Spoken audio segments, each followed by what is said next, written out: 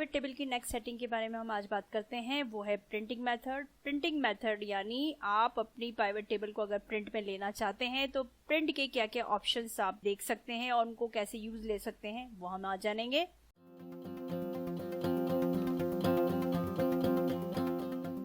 तो सबसे पहले हमने एक पाइवट टेबल बना रखा है, इस पे राइट क्लिक किया और पाइवट टेबल ऑप्शन में गए। यहाँ पे आपको मिलता है प्रिंटिंग ऑप्शन। डिस्प्ले ऑप्शन तक हम देख चुके हैं। पुराने वीडियोस और पुरानी सेटिंग का आपने नहीं देखा है तो उसको जरूर देख लीजिएगा, ताकि आपके लिए आगे आने वाले वीडियो को सीखना काफी इजी हो जाएगा। तो सबसे पहले हमने प्रिंटिंग में यहाँ पे देखा है print expand collapse button when display on pivot table. ये ऑप्शन अगर आप सेलेक्ट करते हैं तो आपको ये जो बनी हुई पाइवट टेबल में कॉलअप्स बटन और एक्सपांड बटन ये जो दिखाई देता है, ये बटन आप प्रिंट में लेना चाहते हैं तो इस ऑप्शन को टिक कर देंगे तो ये वाला आपको प्रिंट में दिखाई देगा, अदरवाइज नहीं दिखाई देगा। नेक्स्ट ऑप्शन है repeat row labels on each printed page. इस ऑप्शन का मतलब ये है कि यदि हर एक रो के लेबल को हर एक पेज पर रिपीट करना चाहते हैं तो ये ऑप्शन सेलेक्ट रहना चाहिए। यानी जो हेडिंग आपने बनाई है आप चाहते हैं कि वो हर एक पेज पे आए और प्रिंट में भी आए, तो ये ऑप्शन आप सेलेक्ट करके रखें। और नेक्स्ट ऑप्शन है set print title. Print title यानी हेडर को पेज पर यदि रखना है तो इस ऑप्शन को टिक रखेंगे।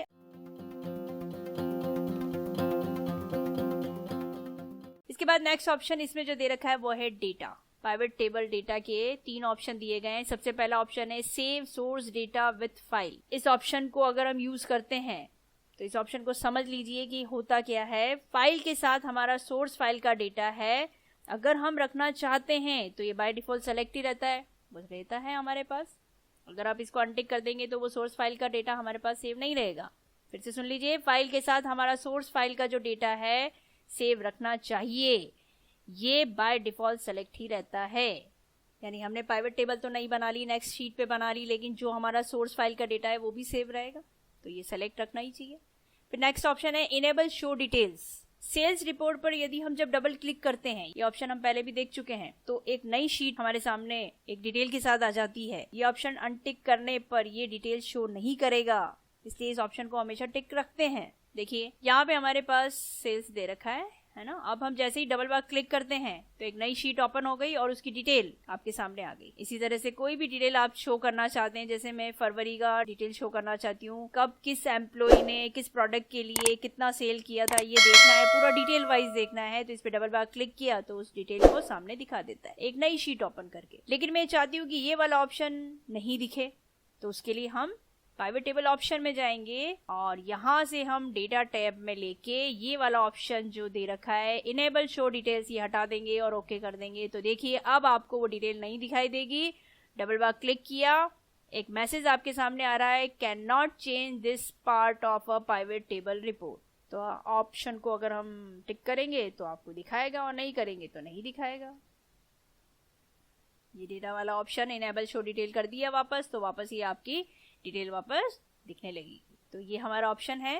फिर नेक्स्ट इसमें ऑप्शन एक और दे रखा है, वो भी हम देख लेते हैं। राइट क्लिक किया, पाइवट टेबल ऑप्शन में गए, यहाँ पे आपको डेटा में एक ऑप्शन में दिख रहा है refresh data when opening the file. इसको भी बहुत अच्छे से समझ लीजिए। ये ऑप्शन यदि टिक रहेगा तो जब भी हम हमारी पाइवट टेबल की फाइल को खोलेंगे तो पीछे जो फाइल हमने चेंजेस किया होगा, जो भी हमारी जो मेन फाइल है उसमें हमने जो भी चेंजेस किया होगा, उसके बेस पर जो पाइवट टेबल बनाई होगी वो अपने आप अपडेट हो जाए। यदि ऐसा हम चाहते हैं तो ये टिक रखें, अन्यथा अनटिक रखें। यानी अपडेट अपने आप चाहते हैं या नहीं चाहते हैं तो ये ऑप्शन आप टिक रखेंगे। इसमें एक मोस्ट इंपॉर्टेंट पार्ट जो है वो है retain item deleted from the data source. इस ऑप्शन में हमें अगर यहाँ पे ऑटोमेटिक दिया हुआ है तो उसका यूज क्या है वो भी हम देख लेते हैं। देखिए यहाँ पे मेरे पास एक पाइवट टेबल बनी हुई है, इस सोर्स टेबल से ही ये पाइवट बना हुआ है। इसमें अभी प्रोडक्ट के नाम जो दे रखे हैं वही यहाँ पे दिख रहे हैं, लेकिन आगे चल के यहाँ पे प्रोडक्ट हम सोर्स टेबल में बदल देते हैं। ठीक है, बदल देते हैं। यहाँ पे हम कुछ प्रोडक्ट को चेंज कर देते हैं। यहाँ पे मैंने कुछ प्रोडक्ट चेंज कर दिए, ये मैंने कुछ चेंज कर दिए, इन्हीं को हम कुछ रिपीट कर लेते हैं। कुछ प्रोडक्ट हम यहाँ पे बदल रहे हैं। जो हमारी सोर्स टेबल है उसमें जो हमारे पास प्रोडक्ट हैं वो अलग हैं और जो पाइवट टेबल हमने बनाई थी वो अलग है। लेकिन हम रिफ्रेश करेंगे तो ये सारा अपडेट उसमें हो ही जाएगा। तो अभी हम पहले वो करके दिखाते हैं आपको। अब जैसे ही हम अपनी टेबल में, सोर्स टेबल में कुछ बदलाव करते हैं, तो हम पाइवट में भी बदलाव करना चाहते हैं, तो राइट क्लिक करके हम इसको क्या करेंगे, रिफ्रेश कर देंगे। इससे क्या होगा, ये सारे जो प्रोडक्ट हैं जो हमने चेंजेस किए थे वो सारे इधर आ गए, अपडेट हो गए। अब देखिए हम यहाँ पे इसको एक बार फील्ड लिस्ट को ले लेते हैं और प्रोडक्ट हमें दिखाई नहीं दे रहे हैं, ये प्रोडक्ट हम इधर कॉलम में ले लेते हैं। अब देखिए कॉलम में हमारे पास प्रोडक्ट है, हम प्रोडक्ट ओपन करके देखते हैं। देखिए जी यहाँ पे हमारे सामने प्रोडक्ट अभी रिसेंटली है वो ना दिख के जो पुराने हमने प्रोडक्ट चेंज कर दिए थे वो भी यहाँ पे दिख रहे हैं। तो इससे तो क्या होगा, गड़बड़ हो जाएगी। क्यों? क्योंकि अगर हम नए नए प्रोडक्ट अगर हम अपडेट कर रहे हैं हमारी पाइवट टेबल में और सोर्स टेबल में भी कर रहे हैं, तो ये तो पुराना रिकॉर्ड तो उसमें साथ दिख रहा है, लेकिन वो रिकॉर्ड तो हमको चाहिए ही नहीं। हमें तो सिर्फ अभी रिसेंटली वाला ही चाहिए, जो रिसेंटली हम प्रोडक्ट अभी ले रहे हैं उन्हीं की रिपोर्ट दिखनी चाहिए। तो पुराना रिपोर्ट क्यों दिख रहा है? पुराना रिपोर्ट अगर हम नहीं दिखाना चाहते हैं तो हम यहाँ पे पाइवट टेबल ऑप्शन में जाएंगे और डेटा में जाएंगे और यहाँ पे हम ऑटोमेटिक को हटा के क्या कर देंगे, नन, यानी वो रिपोर्ट हमको नहीं दिखानी है, पुरानी वाली रिपोर्ट नहीं दिखानी है, पुराने प्रोडक्ट की रिपोर्ट नहीं दिखानी है, तो वो नहीं दिखेगी। अब यहाँ पे देखिए हम कॉलम लेवल पे जाके और इसको एक बार रिफ्रेश करना पड़ेगा, रिफ्रेश करेंगे, ये रिफ्रेश किया। अब यहाँ पे कॉलम में जाके देखेंगे तो देखिए पुराने प्रोडक्ट नहीं है, अभी रिसेंटली वाले प्रोडक्ट ही आपको दिखाई देंगे।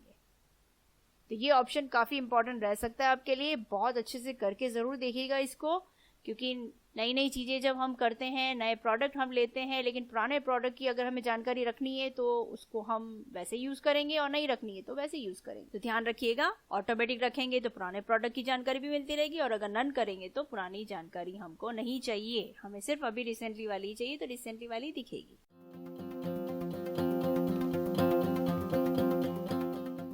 इसके अलावा एक और जो ऑप्शन दे रखा है पाइवट टेबल ऑप्शन में है वो है अल्ट टेस्ट। अल्ट टेस्ट का मतलब ये है कि ये ऑप्शन तब यूज लिया जाता है जब हमारी बनी पाइवट टेबल के बारे में कुछ जानकारी हम देना चाहते हैं, उसका टाइटल और डिस्क्रिप्शन हम देना चाहते हैं, वो तब यूज करेंगे जब कोई नए यूजर हमारे सामने आते हैं, जो पुराना यूजर है और नया यूजर कोई आया है जो सारी जानकारी प्राप्त करना चाहता है, तो वो आपकी बनी हुई पाइवट टेबल से इसके टाइटल डिस्क्रिप्शन देके वो सारी जानकारी ले सकता है। तो आप इसको यूज करना चाहे तो जरूर करें, ताकि क्या है कि नेक्स्ट कोई एम्प्लॉय आएगा तो वो सारी जानकारी आपकी देख लेगा कि आपने ये पाइवट टेबल किस रिगार्डिंग बनाई है। तो इस तरह से हम इसको काफी बेटर तरीके से यूज कर पाएंगे।